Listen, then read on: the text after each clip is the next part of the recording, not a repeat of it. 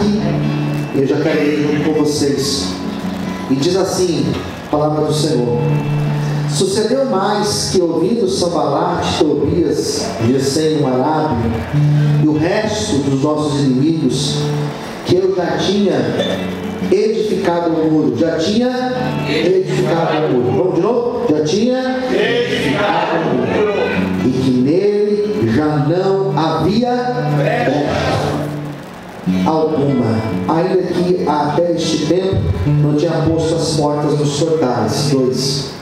Sambalate e Gesem enviaram a dizer-me: vem e congreguemo-nos juntamente nas aldeias do vale de Ono, porém tentavam me fazer mal. 3. E enviei mensageiros a dizer: estou fazendo uma grande obra, de modo que não poderei descer. Porque cessaria esta obra enquanto eu a deixasse e fosse ter convosco? E da mesma maneira enviaram-me 4 vezes, e da mesma maneira lhes respondi. Vamos orar? Fala conosco, Senhor, nesta manhã. É a hora da tua palavra ser ministrada, é a hora que nós estamos prontos para ouvir tua voz. Eu quero te pedir, Senhor, fale conosco e venha nos abençoar poderosamente, meu Pai. Que nosso coração esteja aberto para recepcionar a palavra de hoje, Senhor. Esteja com os teus filhos, em nome de Jesus. Amém. Aplauda Jesus bem forte. Glória a Deus. Não sei se você sabe, mas os nossos cultos são transmitidos. Às vezes vocês me veem aqui na frente, mexendo numa câmera, às vezes não, na transmissão pelo celular. Nosso culto é transmitido e o nosso culto alcança muitas pessoas. Nesse exato momento, por exemplo, os nossos irmãos lá em Mairink, lá na casa de recuperação, eles estão agora reunidos assistindo esse culto. Vou mandar um glória a Deus para eles lá. Glória a Deus. Eu tenho um amigo que está lá no Rio Grande do Sul, lá em Nova Petrópolis. O nome dele é Bruno, o nome da sua esposa é Aline, e eles estão agora lá no Rio Grande do Sul tomando chimarrão e assistindo o culto. Olha que bênção. Deus abençoe. Amém. Então, glória a Deus, sorri para eles. Amém. E é isso, irmão. Nossos cultos eles são transmitidos. Às vezes eles lá em Moçambique acompanham os nossos cultos.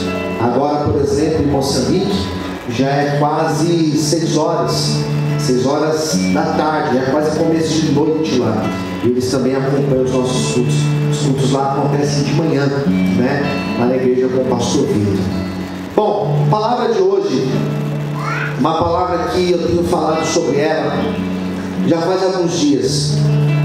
Eu tenho o hábito da leitura bíblica, e a minha leitura, ela não é voltada a ler muitas coisas. Eu quero ler a Bíblia inteira, até porque eu já li a Bíblia inteira. Então a minha intenção não é ficar lendo para alcançar aquela meta. Eu acho muito importante a leitura bíblica e incentivo que todos façam a leitura bíblica. Eu nem vou perguntar quem já leu a Bíblia, mas eu quero te incentivar a ler a Bíblia e ler a Bíblia inteira. Leia a Bíblia inteira. Eu sei que é um livro grande, mas leia inteiro, porque a nossa fé, ela está alicerçada nesse livro. Nós somos chamados da religião do livro, porque a nossa fé está aqui, ó, escrita no livro. Se nós acreditamos em Deus, se nós acreditamos em Jesus, nós precisamos conhecer o livro que fala sobre Deus, que fala sobre Jesus. Quem entendeu, diga amém. Se você perguntar para um judeu, o judeu conhece a sua Tanakh, ele conhece toda a sua Torá, ele conhece os livros dos profetas, ele conhece os livros dos cânticos, ele conhece o Pentateuco. Se você perguntar para um muçulmano, o muçulmano conhece também o seu livro sagrado, o Alcorão. E nós que somos cristãos, nem sempre temos o hábito de ler a Bíblia. E eu quando eu tenho um texto que Deus ministra no meu coração, eu gosto de ler esse texto e eu gosto de ruminar esse texto. Ruminar é uma expressão que não é muito agradável, né? Porque ruminar é você comer, jogar para fora e comer de novo. Quem faz isso são as girafas. E o texto bíblico, a gente deve ruminar o texto bíblico, ler e reler e ler novamente. E às vezes eu me pego num trecho, e esse trecho Deus vai ministrando várias vezes no meu coração. E essa palavra de hoje faz parte desse momento. O texto que eu acabei de ler com vocês é o capítulo 6 de Neemias. E o capítulo 6 de Neemias, ele está dentro do livro de Neemias, que é um livro que nós podemos dividi-lo em partes. Nós podemos dividi-lo pelo menos em 3 partes. Uma introdução, que é a primeira parte, que é o capítulo de número 1. Depois nós podemos dividir do capítulo 2 até o capítulo de número 6, onde nós temos o trabalho de reconstrução e a oposição que Neemias sofre, e depois os capítulos finais, o restante dos capítulos, que é a conclusão do livro, onde nós temos também as últimas ações de ordem social de Neemias. E esse capítulo 6, queridos, ele faz parte do trabalho de Neemias. Se você não conhece a história do livro de Neemias, eu vou resumir em 2 minutos. Do que se trata o livro de Neemias? O livro de Neemias, ele é um livro pós-exílio. Quando nós colocamos data nos textos do Antigo Testamento, nós temos algumas formas de pôr datas. E uma das formas que nós temos é datar o livro pré-cativeiro, período cativeiro e período pós-cativeiro. Pré-cativeiro, antes do cativeiro da Babilônia. Período do cativeiro, quando o cativeiro ainda estava acontecendo, 70 anos da Babilônia. E o pós-cativeiro, textos que falam do período quando o povo volta do cativeiro da Babilônia. Então, grande parte do Antigo Testamento trata-se do pré, fala do período antes do cativeiro da Babilônia. Neemias, ele é um período pós-cativeiro. Ele vem depois do período de cativeiro da Babilônia. Quem não conhece a história de Neemias, no capítulo 1, a Bíblia vai falar que Neemias, ele não estava entre os cativos. Na verdade, Neemias não estava nem entre os cativos lá na Babilônia e nem em Jerusalém. Neemias estava numa província persa que era governada por um rei chamado Artaxerxes. E Neemias trabalhava para esse rei. E o trabalho de Neemias era um trabalho que lhe permitia ficar próximo do rei, mas muito próximo mesmo. O rei sempre tinha pessoas muito próximas a eles, a sua segurança, a sua guarda e aqueles que lhe serviam. Neemias fazia parte daqueles que serviam o rei. Neemias, ele era copeiro do rei. E para quem não sabe, o copeiro, ele não somente servia, ele não era apenas um garçom, mas ele era uma espécie de um sommelier. Ele era aquele que experimentava tudo aquilo que o rei comeria antes. Então, se fosse preparada uma refeição, ele experimentava antes. Se fosse preparada uma bebida para o rei, ou se fosse ele servido um vinho, ele bebia antes. Quem entendeu? Diga amém. Parece uma função boa, né? Tudo que o rei comia, ele comia. Tudo que o rei bebia, ele bebia. Uma função que talvez, eu acho que eu iria me adaptar, queridos. Eu acho. Então, Neemias tinha essa função. E por que ele fazia isso? Porque se alguma coisa estivesse, por exemplo, com veneno, ele morria antes. Ele morria antes. Então, queridos, Neemias, ele estava, entre aspas, ele estava bem. Ele estava tranquilo. Naquela época não existia rede social, naquela época não tinha o telejornal, naquela época não tinha internet para dar notícias. Então as notícias, elas eram transmitidas verbalmente ou por cartas. Neemias, ele recebe a visita de um primo. A Bíblia vai falar que um dos seus irmãos, essa palavra irmãos no original pode ser tanto irmão sanguíneo ou primo. Então possivelmente era um primo que foi visitar, chamado Hanani. Esse primo, quando visita Neemias, ele traz uma notícia para Neemias, dizendo: olha, as notícias não são boas. O nosso povo, nossos parentes, a nossa família, aqueles que não estão lá em Jerusalém, na amargura, na pobreza, na miséria, que a cidade está um caos, está tudo destruído, os que não estão lá no cativeiro, também sofrendo. Nosso povo, os nossos primos, os nossos tios, os nossos avós, eles estão sofrendo. E Neemias poderia muito bem ignorar aquela notícia, poderia muito bem fazer de conta que nem ouviu. Mas aquela notícia mexeu com ele.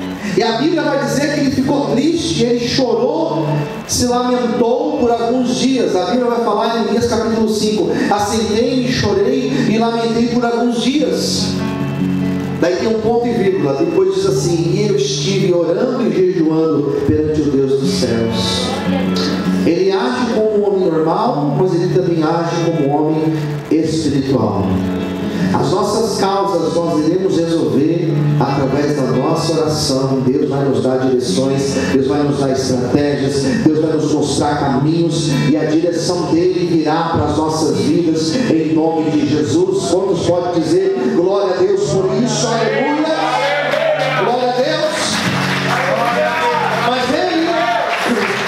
Mas ele foi tomado de um sentimento nacionalista. Ele foi tomado de uma compaixão, e ele disse: eu preciso fazer alguma coisa. Eu preciso fazer alguma coisa. Eu, quando comecei a receber vídeos da África, antes de ter colocado meus pés lá na África, eu via aqueles vídeos e eu falava comigo: eu preciso fazer alguma coisa. Deus me dá uma direção, me dá condições para fazer alguma coisa. Eu fui movido assim, queridos. Neemias foi movido assim. E Neemias, ele se direciona para a reconstrução daquela cidade, na direção de Deus, debaixo do recurso que Deus preparou, com as pessoas que Deus colocou ao seu redor, para que ele fosse fazer essa obra. E assim ele foi. E eu estou dando um salto aqui imenso para chegar no capítulo 6. E ele começa a chegar em Jerusalém. E o capítulo 2 vai dizer que quando ele chega em Jerusalém e ele vê a realidade, a Bíblia diz que ele ficou 3 dias. Quantos dias? 3 dias. 3 dias. Só olhando, só observando, só dizendo: Deus, o que eu faço? O muro não existe mais, o muro que cerca Jerusalém não existe mais, o templo não existe mais, as casas, 90% das casas foram destruídas, não tem saneamento. Sabe quando você chega num lugar devastado, irmãos? Sabe quando teve aquela tragédia no Rio Grande do Sul das enchentes? Lembra disso? Quem lembra disso? Lembra disso? Depois as pessoas voltaram lá no lugar das suas casas e eles ficavam assim, né? E aí? Trabalhei para levantar essa casa, cadê a casa? Porque a água passava nos postes, irmãos. E aí, cadê minha casa? Os empresários chegavam na empresa, cadê a empresa? Não sabe nem por onde começar. Neemias, quando chegou em Jerusalém, ele falou: e aí, o que eu faço aqui, Deus? 3 dias. E depois de 3 dias, Deus deu a direção para ele. Você vai começar pelo muro. Você vai começar a reconstruir pelo muro. A cidade de Jerusalém, queridos, ela não é uma cidade alta, ela é uma cidade baixa. As construções antigas, as cidades antigas, ou elas eram construídas nos lugares mais altos, e quando elas eram nos lugares mais altos, elas eram por si só cidades fortificadas. Veja, por exemplo, não sei se você conhece o Rio de Janeiro. Rio de Janeiro é um lugar lindo, maravilhoso, o Rio de Janeiro. E as comunidades do Rio de Janeiro, elas são construídas onde? Nos morros. E lá na ponta do morro, geralmente quem mora lá na ponta do morro é o chefe do tráfico, daquele que toma conta do morro. Por quê? Porque qual que é o lugar mais seguro no morro? É a parte de cima. Você chegar lá, irmãos, não tem como, só se você conhecer os acessos. Então as cidades que eram construídas nos morros eram cidades por si só fortificadas. Agora, as cidades que eram construídas em lugares baixos, elas não eram tão seguras. Então o que eles faziam? Cercavam ela com os muros. Eu estive em Jericó. Jericó é uma cidade baixa. Jericó cercada por muros. Lembra daquela passagem, Josué, capítulo 6? Jerusalém é uma cidade baixa. Quando você chega em Jerusalém, você chega do alto. Então você avista lá de baixo a cidade de Jerusalém. E a cidade de Jerusalém, a cidade antiga, ela é cercada de muro. Por quê? Porque ela é uma cidade desprotegida. Então o muro traz proteção. Daí vem aquela passagem, né? Eleva os meus olhos para os montes, e de onde virá o socorro? Deus salmista responde o quê? O meu socorro, ele vem do Senhor que fez os céus e a terra. Quem está em Jerusalém só enxerga os montes, ela está na parte de baixo. Então Neemias, quando chegou, ele falou assim: a gente precisa reedificar o muro, porque se eu reconstruo a cidade aqui sem um muro, qualquer um pode invadir e destruir o que a gente está fazendo. Se você constrói uma cidade sem muros, alguém pode ir lá e roubar o material. Imagine só, você vai construir uma casa e você compra o piso, você compra os fios, você compra a parte de encanamento, você deixa tudo lá no quintal, tudo lá no terreno, e não tem um muro. O que vai acontecer, irmãos? Misericórdia. Se for aqui na Brasilândia, eles vão levar até o terreno. Até o terreno, eles vão pegar esse terreno aqui, esse monte. Não, Brasilândia não é mais assim. Aqui é um lugar seguro. Amém, queridos? Eu profetizo em nome de Jesus. Então a cidade de Jerusalém é baixa. Neemias falou: vamos começar pelo muro. E eles começaram exatamente pelo muro. E foram colocando tijolo a tijolo. E quando você vê a reconstrução, você vai ler dos capítulos 2 até o capítulo 6, você vai encontrar o tanto de oposição que Neemias começou a sofrer. Porque eles foram colocando os tijolos a tijolos, e os inimigos que olhavam do lado de fora, eles observavam o que Neemias estava fazendo. Capítulo 6, versículo de número 1, daqui: sucedeu que ouvi o Sanbalate, Tobias de Gesem o Arábio, e o resto dos nossos inimigos, que eu já tinha edificado um muro. Ou seja, a história estava caminhando, as pessoas estavam comentando acerca daquilo que Neemias estava fazendo. Você não sabe, mas tem alguém comentando de você. Fala para o seu irmão do lado: tem alguém falando a teu respeito. Não, diga como é sério. Fala assim: ó, tem alguém falando a respeito. Tem alguém falando. Se você engordou, porque você engordou. Se você emagreceu, porque você emagreceu. Se você está namorando agora e não está indo mais lugar. Amém. Já tem gente comentando. Me veio assim, sabe? Eu estou aqui pregando, me veio isso. Então as pessoas, elas estão comentando a nosso respeito. Parece que não, queridos, mas as pessoas estão observando. Quando você para. Hoje o Eric estava ministrando sobre o louvor e falou sobre constância. Quando você para, quando você desiste, as pessoas comentam. E quando você é constante, também as pessoas comentam ao teu respeito. Quem entendeu de amém? Parece que nada está vendo, parece que nada está acontecendo, mas as pessoas estavam observando Neemias. E eles viram que a obra estava crescendo. E quando você vai colocando tijolo a tijolo, ali vai crescendo.